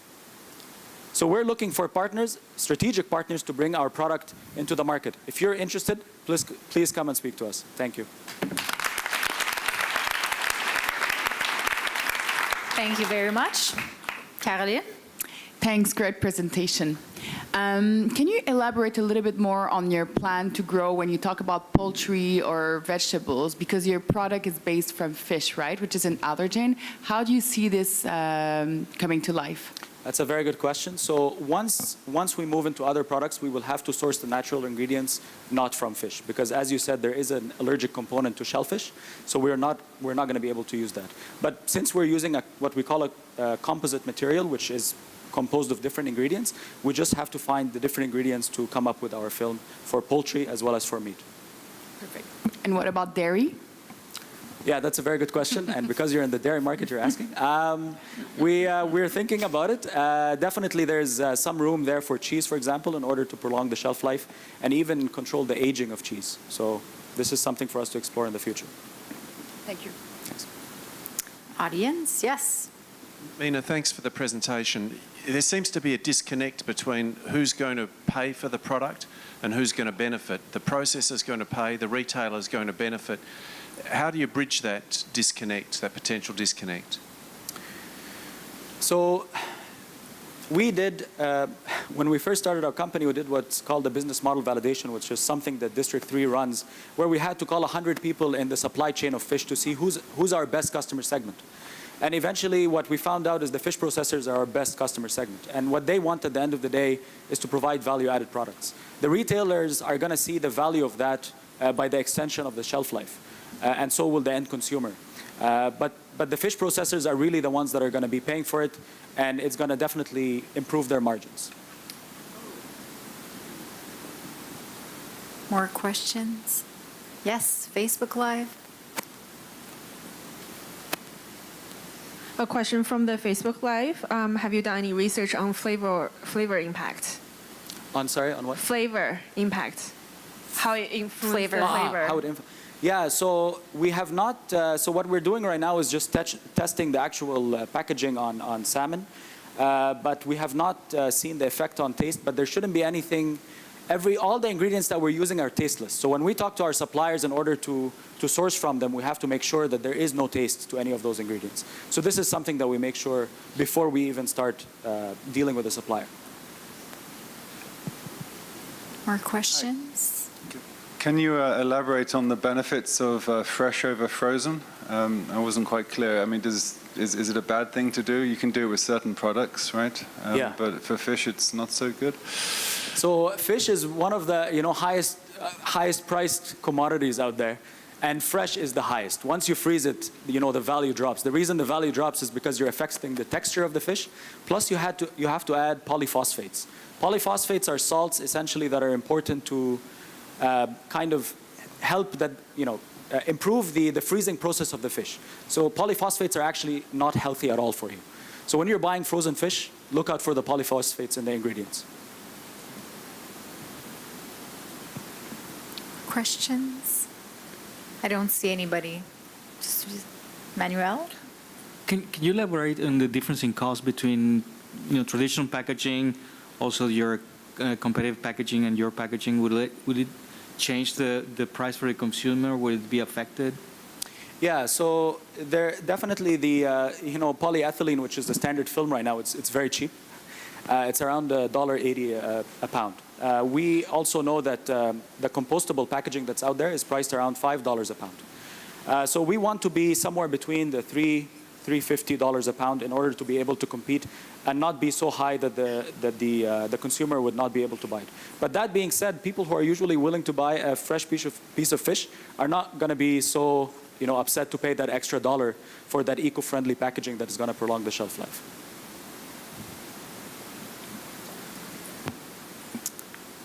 Martin, vite. Oh. How do you compare what you're doing and the traditional vacuum packed? Yeah, so in order for what's going to happen with our technology, it's a film.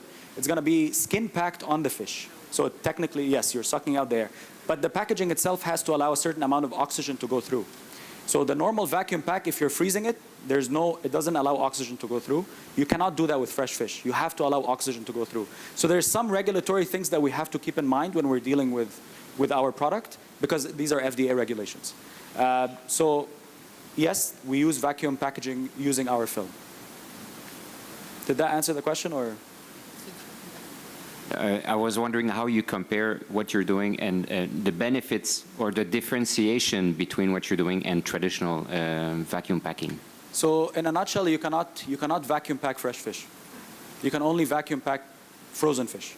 So if you want to deal with fresh fish, you have to, if you're going to vacuum seal it, your film has to have very certain properties. So it's not a competitor. It's actually, we use vacuum packaging. What we're offering is the film that is going to touch the fish. Thank you very much for your pitch. Thank you.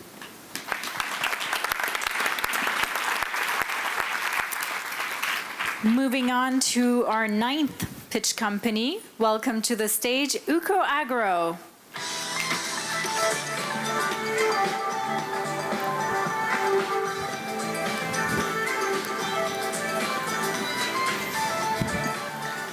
Good afternoon, everyone. My name is Ketan Kaushik. I'm the co-founder and CEO of Ukko Agro.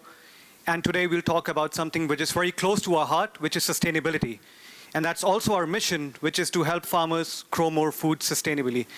So just a raise of hands, how many of us actually want less pesticide and less water in the food that we consume? Almost everyone, perfect.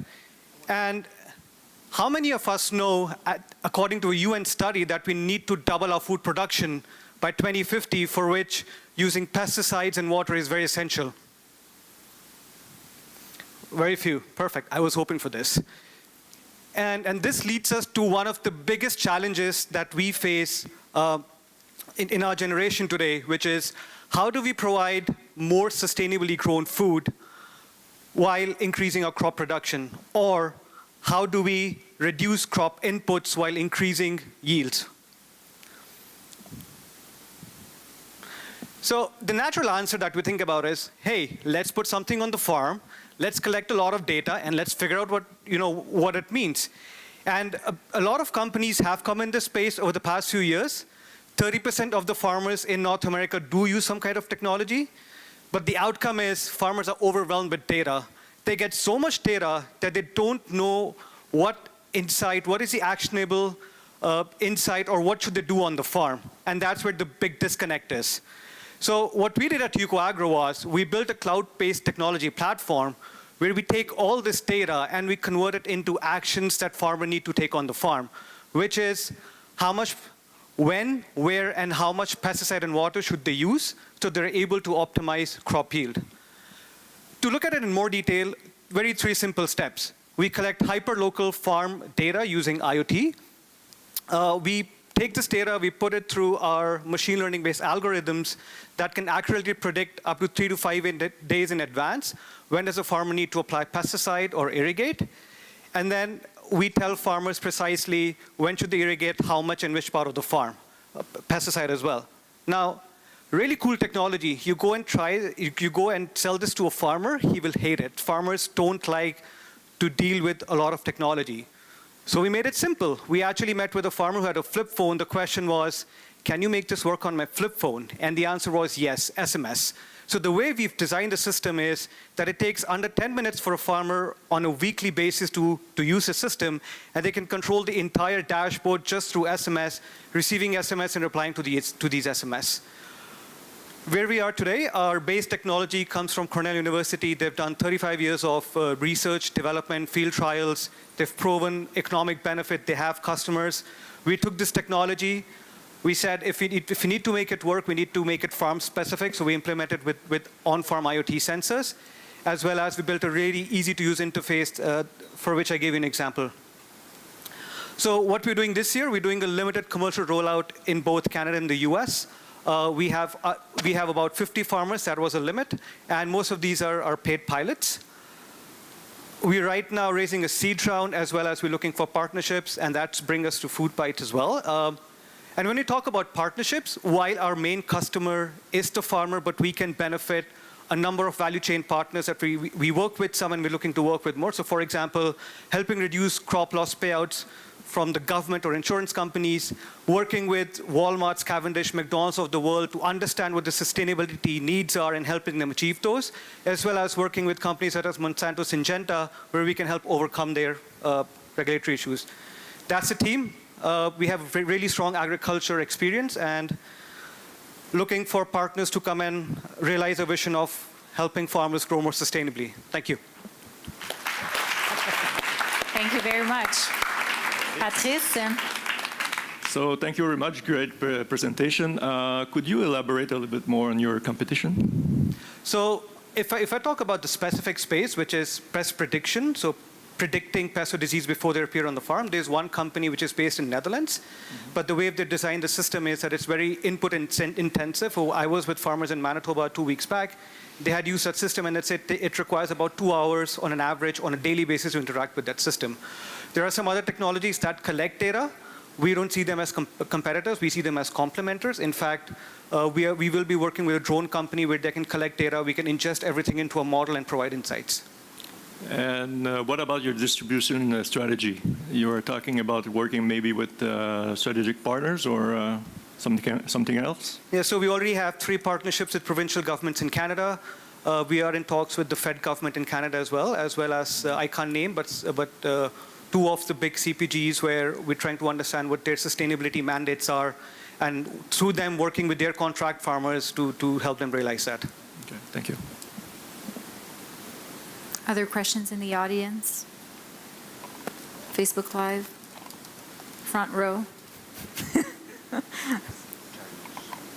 All right. Okay. Well, thank you very Awesome. much. Thank you.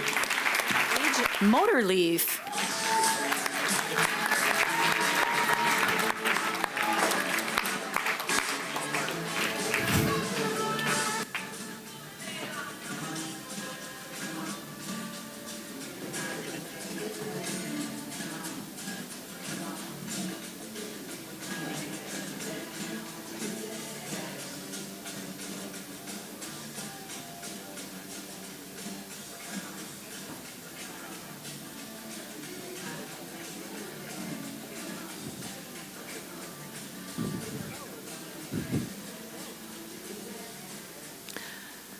Hello, my name's Alistair Monk. I'm the CEO and co-founder of Motorleaf. We're a Montreal-based company working in controlled environment agriculture with artificial intelligence and machine learning. And today we're going to look into the future. In the future, I'll probably need glasses. Put that on. So we're going to look at the Motorleaf Almanac. Let's take it away. Okay. As you know, greenhouse farming can produce food year-round, which lowers our economic footprint by growing locally. And that gives us all access to better food security and new economic opportunities. However, greenhouse agriculture suffers from a whole host of challenges, and we're going to focus on one in particular. Greenhouse producers have a really tough time knowing how much of the crop they're growing they're going to have at any given time. Greenhouses often produce too much or too little because optimal conditions in greenhouses vary a lot. And this is going to make it really tough to plan labor needs, set prices, and meet demand for customers. And the result kills profit margins and makes greenhouse farming a really risky business. However, Motorleaf's artificial intelligence-powered technology is already helping to solve this huge problem of unpredictable yields. Until now, historical data showing exactly how greenhouses actually grow their crops have been kept in a format that no grower can access.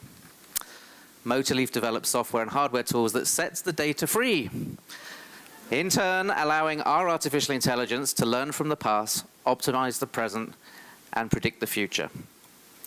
So thinking about the future, imagine this. Imagine a future where greenhouses around the world have an artificial intelligence-powered virtual agronomist that saves you money and turns your greenhouse into an efficient, predictable, high-tech business. We can now access greenhouse grow data, and the virtual agronomist can tell us how much they're going to have weeks into the future. And that, ladies and gentlemen, is a world first. In fact, our AI-powered virtual agronomist is so powerful that he can reduce yield prediction errors by 50%. Which saves greenhouses up to 50 cents per kilo. And when you're producing hundreds of thousands of kilos a week, that really adds up and completely change how they run their business. And this is all possible because of our amazing team here in Montreal. So we've all decided to build an army of virtual agronomists to help all greenhouse farmers worldwide. However, not everyone loves artificial intelligence. Many people think of artificial intelligence as a job-killing antichrist of tech. We don't feel that way. We think that artificial intelligence could be the savior that the industry has been searching for, as it allows greenhouses to focus their staff on the most important aspects of their business. And our customers, they certainly agree, because we are growing with clients around the world. And we have multi-billion companies like Saint-Gobain who are launching trials with their European customer base. And with wonderful investors like these backing us, we're on a roll. In fact, we've just announced yesterday that we closed our seed funding round of $2.85 million US. So, as you can probably tell by now, we're not too shy to break some rules, do things a little bit differently, sorry, FoodBytes, and basically make a statement. So thank you very much for all of your time and paying attention to our presentation. And come speak to us. We'd love to speak to you downstairs. Thank you very much. Thank you very much. We have a question from Mike. Okay, that was original. So what has been the actual customer reaction? That's a good question. So I'll quickly tell you a story. When we first started trialing this with a customer in California, his staff, who run the greenhouse, it's a 70-acre greenhouse, they thought that the owner was playing a trick on them because he was giving them the message of how many kilos they're going to have, and they couldn't fathom how he was able to do that. They didn't believe a company in Montreal could do a much better job of their own team with decades of agronomy experience, and to begin with, they didn't believe it. Then, if you can imagine this, we're in our office, and we've got the guy on the phone, and we said to him, look, we don't want you to give the predictions to your team because we don't want to influence how they come up with their predictions. And he said to us, well, what do you mean? He goes, we're not doing it anymore. Which, for us, was crazy because they spent 2 days a week calculating yield, And we thought it would take at least a year before they would pull the plug, because it's such an important part of their business to know how much they're going to have and when they're going to have it. He said, why are we going to bother doing that? You beat our numbers so significantly, we're just not going to do it anymore. So that reaction, we just couldn't believe it. That's great. Wonderful. And so yield prediction is what I'm hearing that you're really focused on. And what are you going to do after that? I'm sure there's something else after that. Yeah, so yield prediction is sort of like the cornerstone of what we're doing, because it's not a number, it's an understanding of why you have that amount coming down the pipeline. So if you basically reverse engineer that, you can understand if you change X and Y and Z, it will have this effect on yield. So it, for example, disease detection, it could be if I want to change the amount of energy I use, lower my carbon footprint, how does that affect my ROI? So that's the vision of having a dynamic growing protocol so that it can always adjust and suggest based upon what is going to happen in the future. Thank you. Questions in the audience? Facebook Live. Patrice? And also you could, it works with all kind of vegetables, or? So right now we've trialed with tomatoes and peppers for yield prediction, but we also have software which works with pretty much any crop.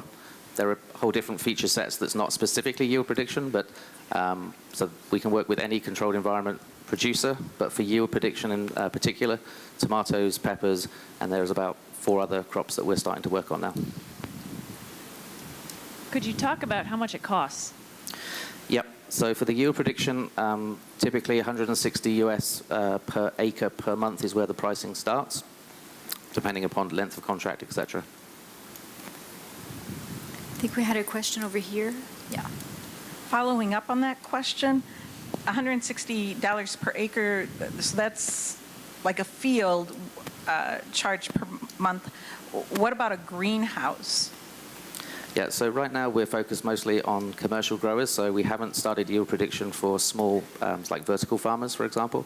And we're in the process of figuring that out because we just haven't had the need. The pain point is less severe on a smaller scale, but for large commercial greenhouses, the pain is very real.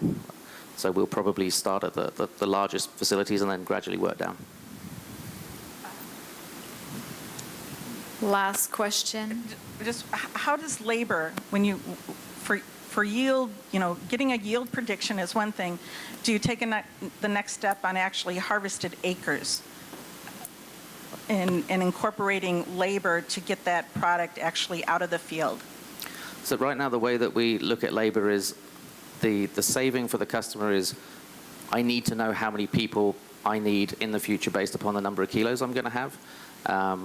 So that is, at the moment, about as far as we've taken it. But, yeah, I think that's pretty much where we're at.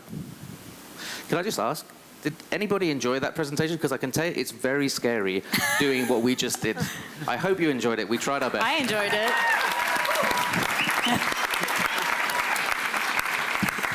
All right. Thank you very much. That was very dynamic. Well, we're from Montreal, you know. Yeah, so. you know. Oh. Comes with, right? Yeah. All right, thank you to all our pitch company. Huge round of applause to everybody who pitched. It was very inspiring.